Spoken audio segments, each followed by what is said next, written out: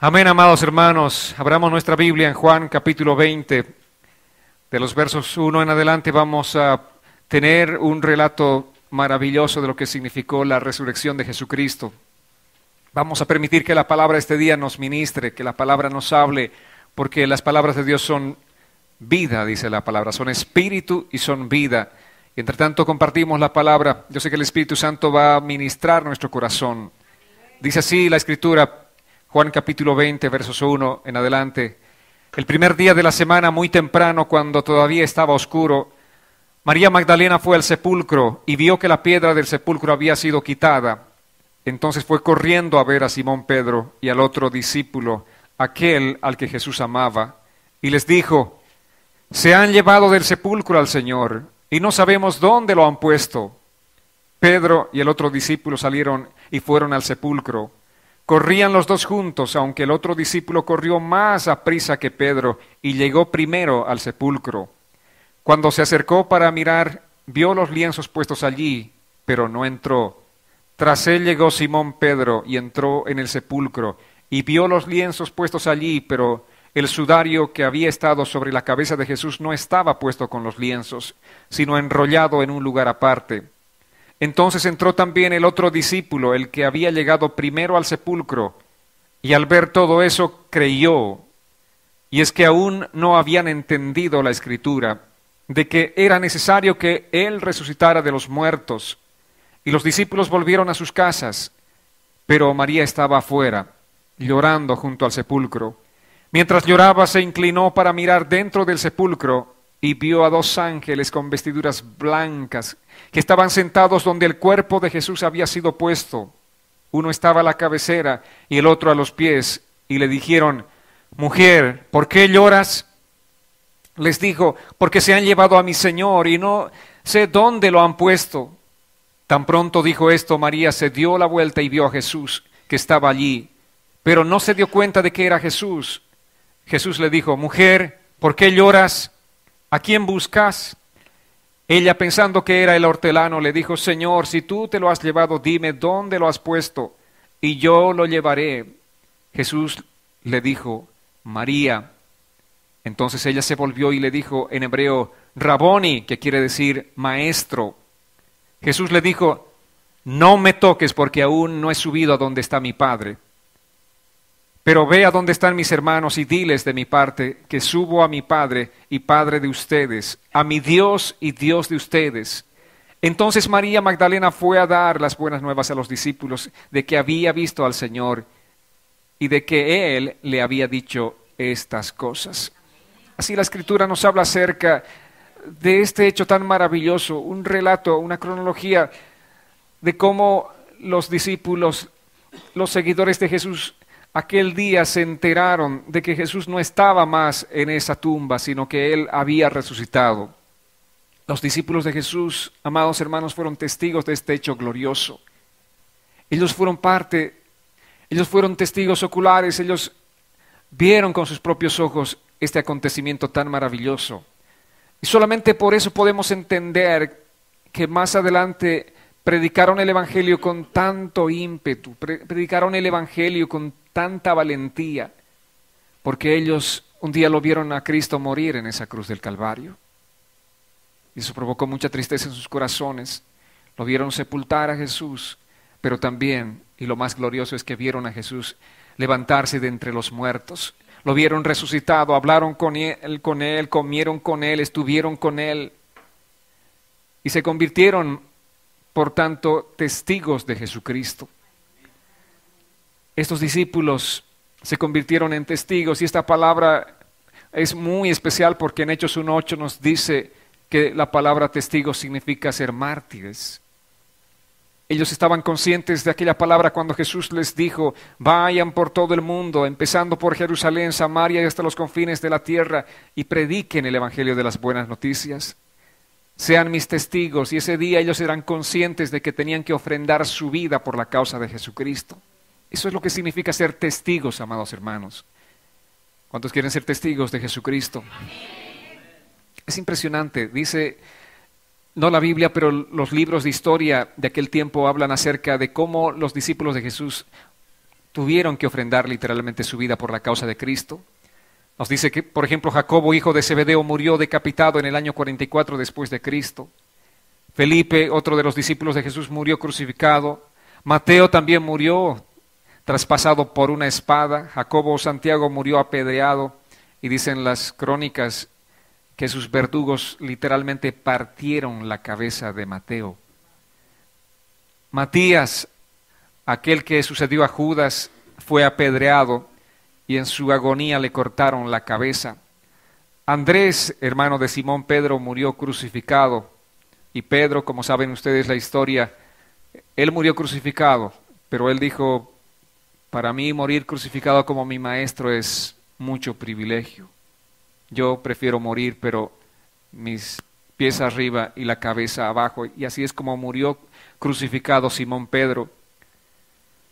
Bartolomé, otro de los discípulos de Jesús, también fue crucificado. Judas Tadeo, murió también crucificado. Tomás, el incrédulo, ¿cómo murió? Las cosas que pasan.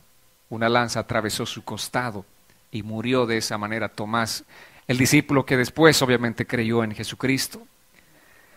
Solamente Juan, el discípulo amado, el único fue el que murió de muerte natural. Después de los otros 12 discípulos, todos murieron como mártires de Jesucristo. Por eso aquella palabra que les decía cuando Jesús les dice, vayan y sean mis testigos en Jerusalén, Samaria y el resto del mundo, en los confines del mundo, literalmente se cumplió en ellos, en los discípulos de Jesús. Realmente fueron mártires de Jesús, murieron como mártires de Jesucristo.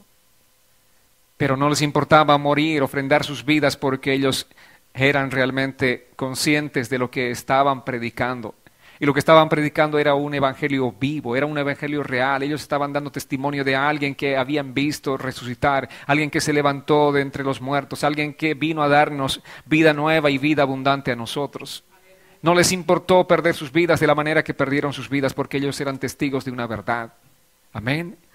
¿Quién de nosotros puede morir por una falsedad? ¿Quién de nosotros puede morir por una historia armada, como mucha gente dice? Nadie. Pero estos discípulos predicaron el evangelio con esa valentía porque ellos eran testigos oculares de la resurrección de Jesucristo. Recordemos simplemente esta obra tan maravillosa de Jesús por nosotros en la cruz del Calvario. Y recordemos también lo que la palabra dice, y el apóstol Pablo más adelante nos dice que la fe del cristiano está basada en este principio de verdad, y el principio es que Jesucristo vive. El apóstol Pablo decía, si Cristo no estuviera resucitado, sería vana nuestra fe. Si Cristo no estaría resucitado, amados y amadas hermanas, este día simplemente tendríamos que estar lamentándonos porque nuestro destino sería la condenación y la muerte eterna.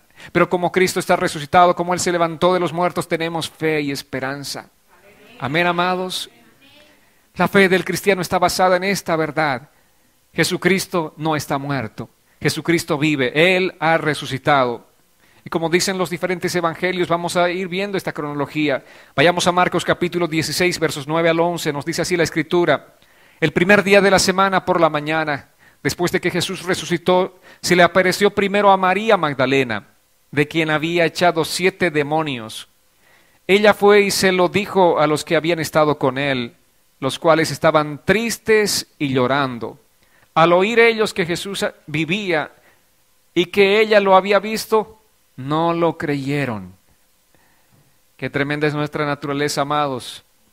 A pesar de que Dios nos habla su palabra, muchas veces estamos igual que los discípulos, no creemos. Y es importante examinar esta aparición a María Magdalena, cuando dice que se le apareció Jesús. El verbo aparecer que aquí destaca en el verso 9, en el texto original, en el griego, significa ver objetivamente. Vale decir que aquel día María no vio a Jesús en visiones, no vio en sueños, ella lo vio literalmente, vio el cuerpo de Jesús. Eso es lo que dice la palabra en el texto original. Y sigue diciéndonos Marcos, versos 14 en adelante, finalmente se apareció a los 11 mismos, mientras ellos estaban sentados a la mesa, y les reprochó su incredulidad y obstinación, porque no habían creído a los que lo habían visto resucitado. Y les dijo: vayan por todo el mundo y prediquen el evangelio a toda criatura. El que crea y sea bautizado será salvo, pero el que no crea será condenado. Y estas señales acompañarán a los que crean. En mi nombre expulsarán demonios, hablarán nuevas lenguas, tomarán en sus manos serpientes, y si beben algo venenoso no les hará daño. Además, pondrán sus manos sobre los enfermos y éstos sanarán. Ahí está el testimonio de Jesús. Jesús les reprochó su incredulidad. Y Jesús seguirá reprochándonos a nosotros la incredulidad. ¿Qué es lo que Jesús quiere, amados hermanos? Que creamos en Él, que creamos su palabra. Amén. Mateo capítulo 28, versos 8 al 10 dice: entonces ellas salieron del sepulcro con temor y mucha alegría, y fueron corriendo a dar la noticia a los discípulos. En eso Jesús les salió al encuentro y les dijo: ¡salve! Y ellas se acercaron y le abrazaron los pies y lo adoraron. Entonces Jesús les dijo: no teman, vayan y den esta noticia a mis hermanos para que vayan a Galilea y allí me verán. Amén. El enfoque de los diferentes evangelios nos va simplemente mostrando una historia completa de cómo fue la resurrección de Jesús, de cómo se le presentó a muchos de sus seguidores, a muchos de sus discípulos. Y aquí tenemos una salutación especial. Aquellas mujeres estaban allí contentas, estaban gozosas, pero antes de que sus lágrimas sean secadas, escucharon una maravillosa salutación: ¡salve! Era un saludo como decir: ¡qué alegría verlas! ¡Qué gusto me da verlas! Cuando vieron a Jesús, corrieron y se postraron ante sus pies y le adoraron. Y la palabra griega aquí para adoración es la palabra proskuneo, que significa una adoración que solamente se le da a Dios. Una adoración que solamente Dios merece. Y Jesucristo no es ningún hombre. Jesús es Dios y Él estaba recibiendo la adoración que solamente Dios merece. En este tiempo y durante todo el tiempo, aún desde los días de Jesús hasta estos días, la gente ha tratado de desvirtuar a Jesús. La gente, bueno, algunos dicen: bueno, será un profeta, un hombre sabio, un maestro, pero no reconocen a Jesús como el Dios y Salvador del universo. A través de esta palabra podemos entender realmente cuando estas mujeres, dice, le adoraron. Esta palabra significa que adoraron al Dios Todopoderoso. Amén. Y eso es lo que nosotros también tenemos que hacer, amados hermanos. Tenemos que reconocer nuestra alabanza y nuestra adoración para Jesús, que es el Dios Todopoderoso, el Creador del universo, pero también el Salvador, aquel que dio su vida por nosotros. Sigamos en Juan, vayamos al capítulo 21, versos 1 al 17. Tenemos aquí un relato posterior, después de que Jesús se les había aparecido en diferentes oportunidades a los discípulos, de que había compartido con ellos en diferentes oportunidades. Sin embargo, ellos todavía estaban desenfocados, no sabían qué hacer, cómo continuar su vida, su caminata y su ministerio. Estaban tan desalentados que dice así la Escritura. Vayamos al verso 1 de este capítulo 21. Después de esto, Jesús se manifestó otra vez a sus discípulos junto al lago de Tiberias, y lo hizo de esta manera. Estaban juntos Simón Pedro, Tomás, conocido como el Dídimo, Natanael, el de Caná de Galilea, los hijos de Zebedeo y los otros dos de sus discípulos. Simón Pedro les dijo: voy a pescar. Ellos le dijeron: también nosotros vamos contigo. Fueron y entraron en una barca, pero aquella noche no pescaron nada. Cuando ya estaba amaneciendo, Jesús se presentó en la playa, pero los discípulos no se dieron cuenta de que era Jesús. Y Él les dijo: hijitos, ¿no les parece algo tan tierno? Que nos llame así el Señor. Hijitos. Amén. Él les dijo: hijitos, ¿tienen algo de comer? Le respondieron: no. Él les dijo: echen la red a la derecha de la barca y hallarán. Ellos echaron la red y eran tantos los pescados que ya no la podían sacar. Entonces el discípulo a quien Jesús amaba le dijo a Pedro: ¡es el Señor! Y cuando Simón Pedro oyó que era el Señor, se puso la ropa porque se había despojado de ella y se echó al mar. Los otros discípulos vieron o vinieron con la barca arrastrando la red llena de pescados, pues estaban como a 200 codos de la orilla. Al descender a tierra, vieron brasas puestas, un pescado encima de ellas y pan.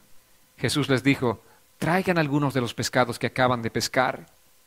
Simón Pedro salió del agua y sacó la red a tierra, llena de grandes pescados. Eran 153 de esos grandes pescados.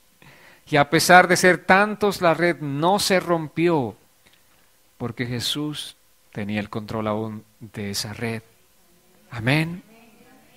Jesús les dijo: vengan a comer, y ninguno de los discípulos se atrevía a preguntarle: ¿tú quién eres? Pues sabían que era el Señor. Entonces Jesús tomó el pan y les dio de él, lo mismo que del pescado. Esta era la tercera vez que Jesús se manifestaba a sus discípulos después de haber resucitado de los muertos. Cuando terminaron de comer, Jesús le dijo a Simón Pedro: Simón, hijo de Jonás, ¿me amas más que estos? Le respondió: sí, Señor, tú sabes que te quiero. Él le dijo: apacienta mis corderos. Volvió a decirle por segunda vez: Simón, hijo de Jonás, ¿me amas? Pedro le respondió: sí, Señor, tú sabes que te quiero. Le dijo: pastorea mis ovejas. Y la tercera vez le dijo: Simón, hijo de Jonás, ¿me quieres? Pedro se entristeció de que la tercera vez le dijera: ¿me quieres? Y le respondió: Señor, tú sabes todo, tú sabes que te quiero. Jesús le dijo: apacienta a mis ovejas. Allí estaban los discípulos, Pedro y 6 de ellos, en un momento de melancolía.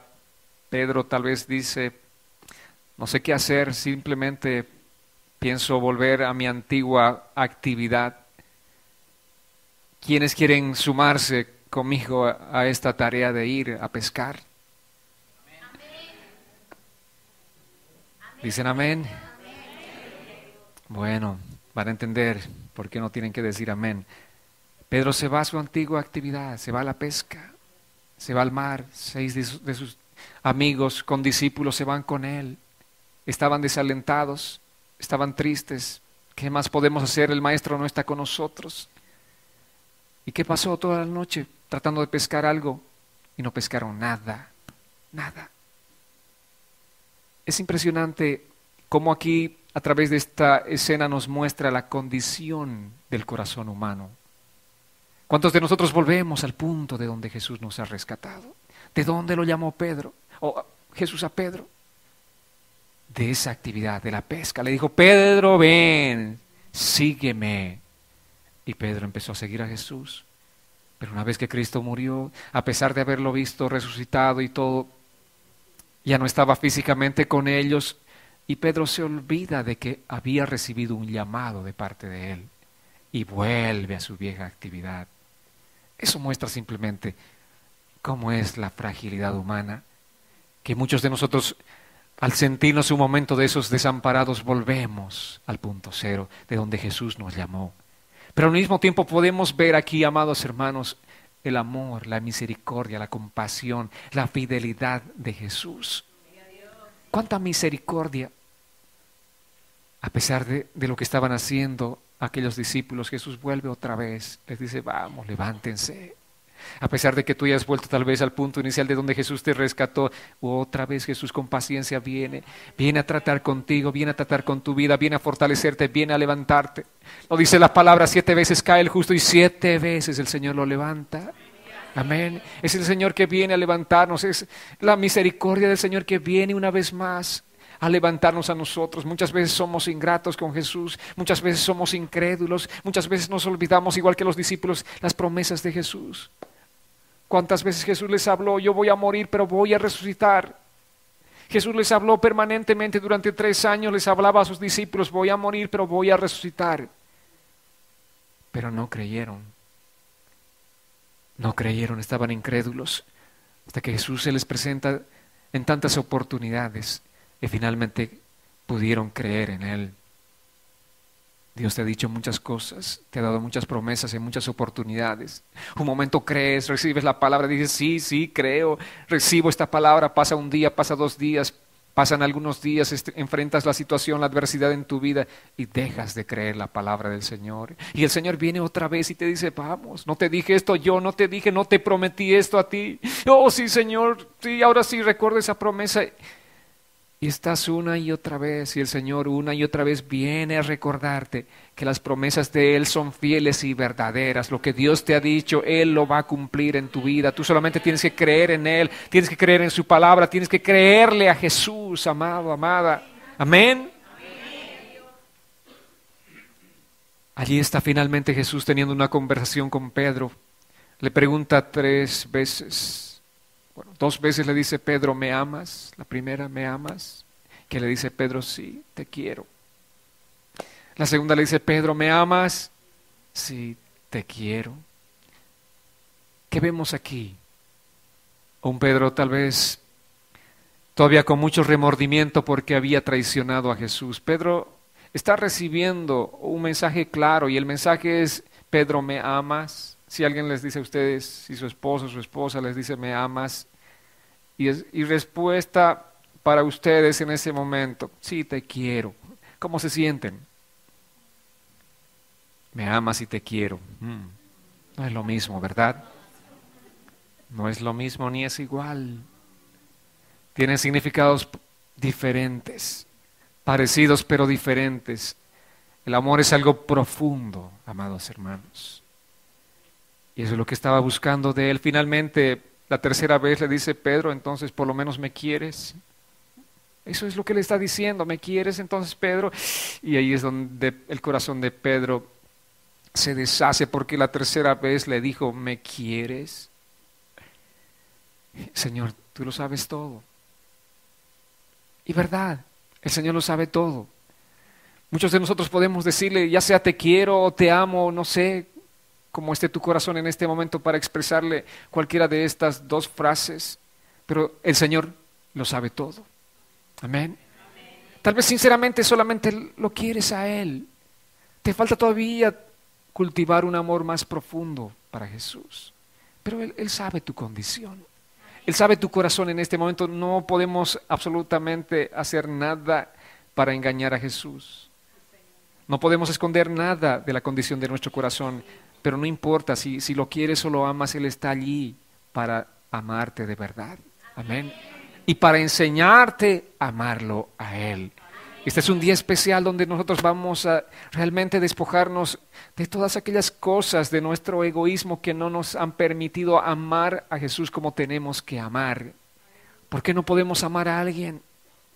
Simplemente porque estamos llenos de egoísmo.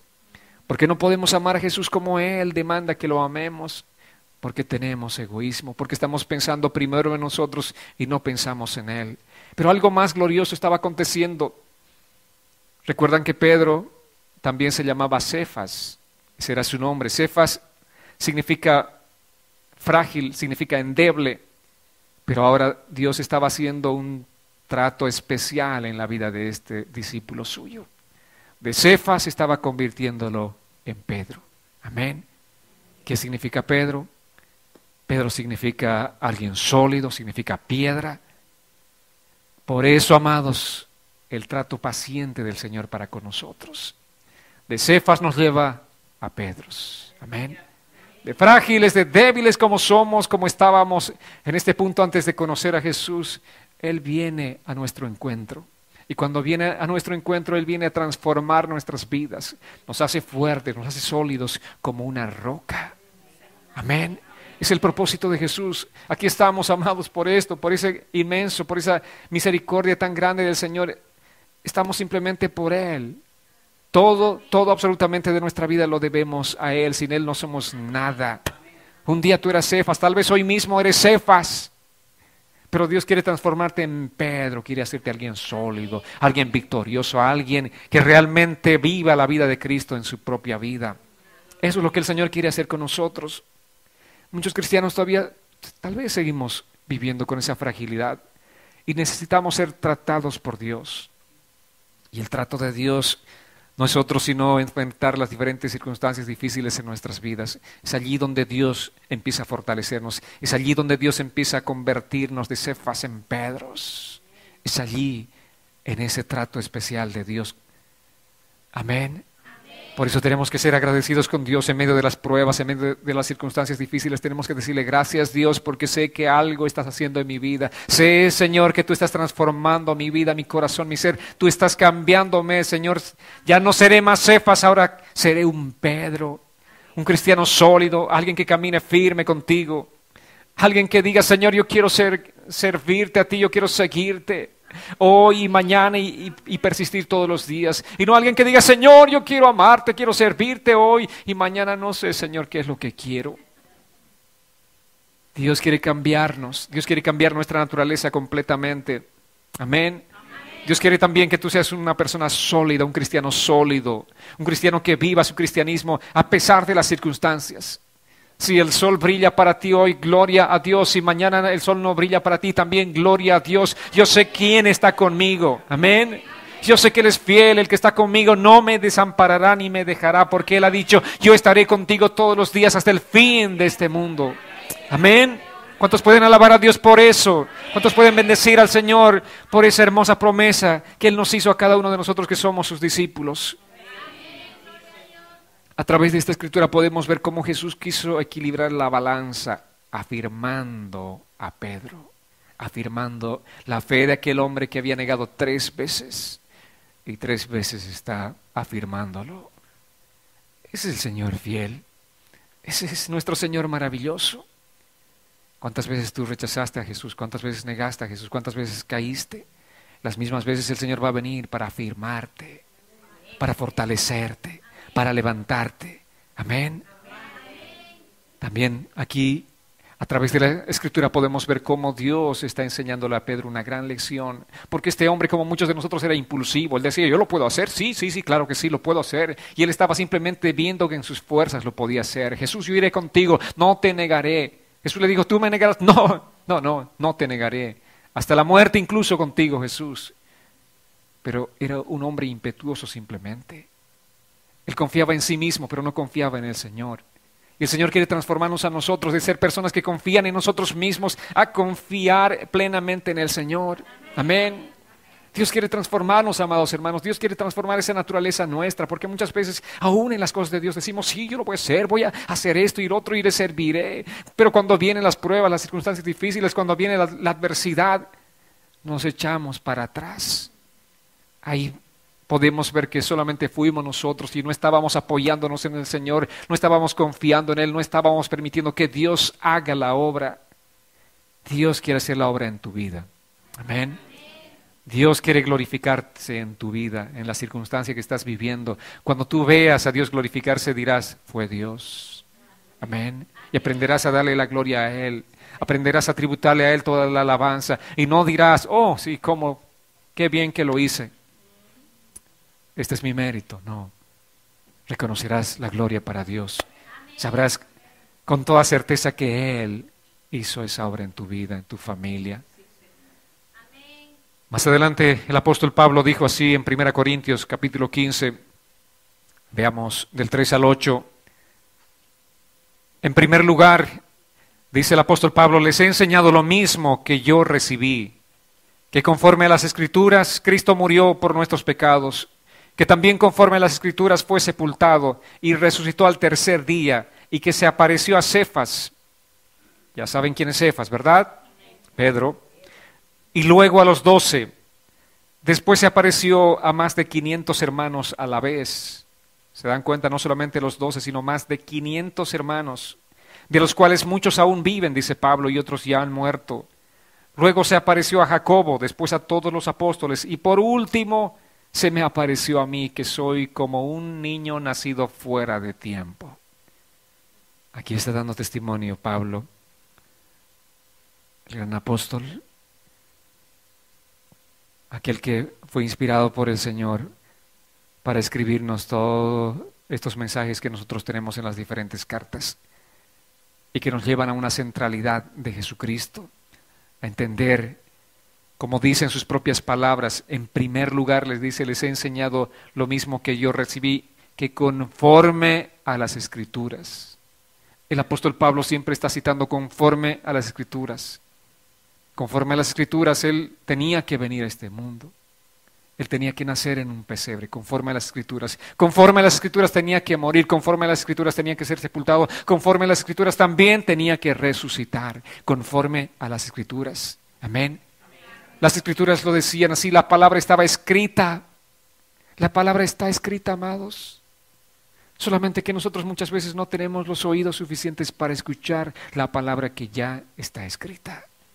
O tenemos el corazón duro para no recibir esa palabra que está escrita. Cristo murió por nuestros pecados, que también conforme a las Escrituras. Este apóstol realmente fue un fanático de las Escrituras, ¿verdad? Este Pablo sí que fue fanático de las Escrituras, de la palabra del Señor. Y eso es también lo que nosotros tenemos que ser, fanáticos de las Escrituras, fanáticos de la palabra del Señor. Lo que dice las Escrituras, conforme a las Escrituras. Eso es lo que tenemos que predicar en todo tiempo, conforme a las Escrituras. Amén. Es que en este tiempo hay muchos mensajeros, hay muchos predicadores que hablan cosas muy bonitas, muy convincentes, pero que no son conforme a las Escrituras. Cualquier mensaje que no sea conforme a las Escrituras, como dice el apóstol Pablo, no lo reciban, por muy bonito que sea.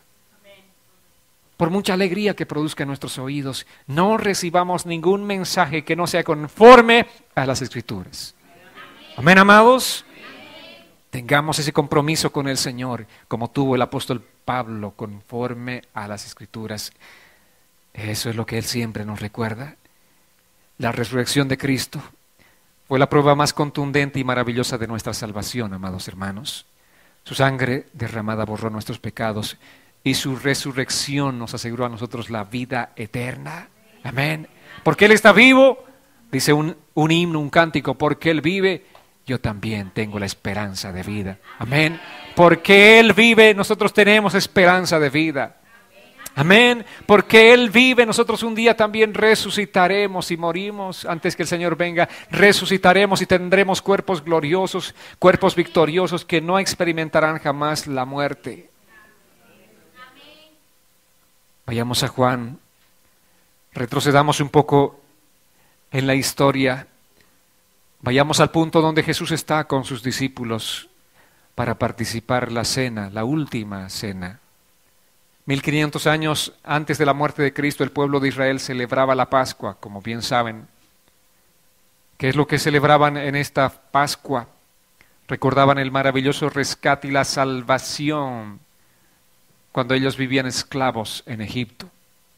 Por eso se celebraba la Pascua. Y Jesús estaba en este punto también celebrando la Pascua junto a sus discípulos, que eran judíos. ¿Recuerdan ustedes? Aquella noche en Egipto un ángel, el ángel de la muerte, pasó por todos los hogares, pero los israelitas, el pueblo de Dios, habían recibido un mensaje claro: unten los dinteles de sus casas con sangre de un cordero, y el ángel de la muerte pasará por alto. Eso significa Pascua, pasar por alto. Amén. Aquella noche vino el ángel de la muerte, pasó por alto de los hogares de los israelitas, del pueblo de Dios, pero entró directamente a los hogares de los egipcios y mató a todos los primogénitos, tanto de hombres como de animales. Todo primogénito murió aquella noche y era la 10ª plaga que venía sobre Egipto. Y a partir de aquel día el pueblo de Israel celebraba la Pascua, el pasar por alto. Ellos decían: pasó por alto el ángel de la muerte y el Señor nos preservó con vida. No solamente que nos preservó con vida, sino también nos sacó de la esclavitud de Egipto. Eso es lo que significa para nosotros también la salvación, hermanos. Pasó por alto. La muerte pasó por alto, no experimentaremos más la muerte. Y no solamente que no experimentaremos la muerte, sino que Él nos sacó de la esclavitud del pecado. Eso es lo que significa la Pascua. Y Jesús estaba aquí reunido con sus discípulos para celebrar la última Pascua. Les estaba dando instrucciones precisas, porque a partir de hoy las cosas iban a ser diferentes. A partir de este día ya no celebrará más la Pascua de la manera que lo hacían, porque de la manera que hacían era celebrar con todos los aditamentos que dice la palabra del Señor, y además tenían que sacrificar un corderito. La sangre de un cordero tenía que ser sacrificada. Pero a partir de este día se estaría implementando un nuevo pacto, donde la sangre derramada no sería más la de un cordero, un animal, sino la del Cordero del Dios vivo. La sangre derramada sería del propio Hijo de Dios. La sangre de los animales aquel tiempo simplemente cubría, dice, las faltas, pero la sangre de Cristo no solamente cubre, sino limpia nuestros pecados. A partir de este momento se establece el nuevo pacto y les está dando instrucciones precisas a los discípulos. A sus discípulos les dice: ya no más este recordatorio de la Pascua judía, como lo hacían hasta este día, pero a partir de este día ustedes recordarán la Pascua de una manera diferente. A partir de este día ustedes recordarán cómo yo daré mi vida por ustedes, cómo mi sangre será derramada. Yo, que soy el Cordero sin mancha, perfecto, derramaré mi sangre preciosa por ustedes, y ustedes recordarán la Pascua de esta manera, porque se está sellando un nuevo pacto. El viejo pacto pasó, y a partir de este día había una instrucción especial, específica, para que ellos guardaran un nuevo pacto. Y nosotros estamos viviendo en ese nuevo pacto, amados hermanos. Amén. No necesitamos más sangre de animales para cubrir nuestras faltas, porque la sangre de Cristo ya fue derramada por nosotros en la cruz del Calvario. Y dice así la palabra en Hebreos capítulo 9, versos 28. Así también Cristo fue ofrecido una sola vez para llevar los pecados de muchos, pero aparecerá por segunda vez, ya sin relación con el pecado, para salvar a los que lo esperan. Una sola vez el sacrificio de Cristo. No fue necesario que una y otra vez se realice esta práctica, porque una sola vez Él derramó su sangre por nosotros. Y aparecerá por segunda vez sin relación con el pecado. Esa es la esperanza gloriosa que tenemos, amados. Ahora estamos esperando a nuestro Señor Jesucristo, que aparecerá, dice. Él vendrá por nosotros para salvar a los que lo esperan. Y vayamos a la escena misma donde está Jesús con los discípulos. Mateo capítulo 26, acompáñame por favor.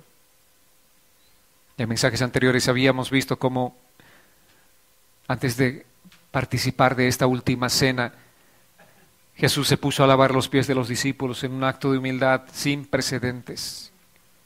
Entre tanto, los discípulos estaban peleando por quién iba a ser el primero. Jesús se puso a lavar sus pies y enseñarles de que el que quiera ser primero debe ser el que sirva. De que nosotros tenemos que tener la actitud de Jesús de servir en todo tiempo y no esperar ser servidos. Así dice la palabra. Vayamos a Mateo 26, 26. Mientras comían, Jesús tomó el pan y lo bendijo. Luego lo partió y se lo dio a sus discípulos y les dijo: tomen, coman, esto es mi cuerpo. Después tomó la copa y luego de dar gracias la entregó a sus discípulos y les dijo: beban de ella todos, porque esto es mi sangre del nuevo pacto, que es derramada por muchos para perdón de los pecados. Yo les digo que desde ahora no volveré a beber de este fruto de la vid, hasta el día en que beba con ustedes el vino nuevo en el reino de mi Padre. El fruto de la vid, que simboliza su sangre. El pan, que simboliza su cuerpo. Estos simplemente son símbolos. Ya no son un recordatorio de la Pascua judía, sino un recordatorio del nuevo pacto. Y Jesús dio estas palabras. Él dio específicamente estas palabras y dijo que las palabras de Jesús son espíritu y son vida. Amén. El pan no es literalmente el cuerpo de Cristo, pero es un símbolo.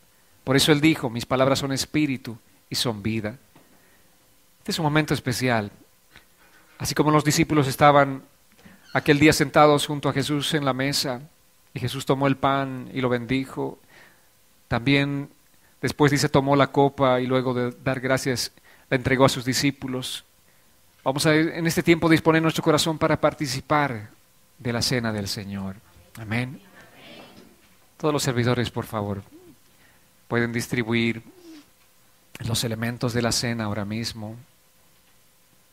Pasen, por favor, hagan circular rápidamente. Es una copa doble, por si acaso. En la de encima está el fruto de la vid, el jugo de uva, y debajo mismo se encuentra un pedazo de pan, así que tomen cuidado de eso.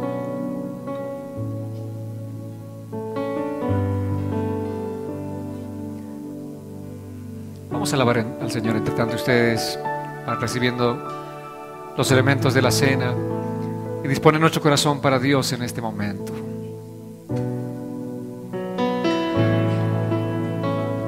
Gracias, Dios precioso. Si leemos Mateo, en el capítulo 26, el verso 30 dice: luego de cantar el himno, fueron al monte de los olivos. Aquel día de la cena Jesús también estaba cantando, estaba entonando un himno con sus discípulos. Y dicen los estudiosos, los expertos, que el himno que cantaba Jesús aquel día era el Salmo 118. Y el Salmo 118 dice: alabemos al Señor porque Él es bueno, porque su misericordia permanece para siempre. Que lo diga ahora Israel, su misericordia permanece para siempre. Que lo digan los descendientes de Aarón, su misericordia permanece para siempre. Que lo digan los temerosos del Señor, su misericordia permanece para siempre. En medio de la angustia clamé al Señor y Él me respondió y me dio libertad. El Señor está conmigo, no tengo miedo de lo que los simples mortales me puedan hacer. El Señor está conmigo y me brinda su ayuda. Y he de ver derrotados a todos los que me odian. Es mejor confiar en el Señor que confiar en los simples mortales. Es mejor confiar en el Señor que confiar en gente poderosa. Todas las naciones me han rodeado, pero en el nombre del Señor las venceré. Me han rodeado y me acosan, pero en el nombre del Señor las venceré. Zumban a mi alrededor como abejas, crepitan como espinos que arden, pero en el nombre del Señor las venceré. Me empujan con violencia para hacerme caer, pero el Señor me sostendrá. El Señor es mi fuerza y a Él dedico mi canto, porque en Él he hallado salvación. Allí estaba nuestro Señor Jesucristo mismo aquel día entonando un cántico de alabanza al Padre. Eso es lo que vamos a hacer este día, agradecerle al Señor.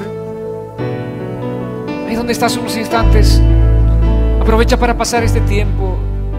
En primera instancia para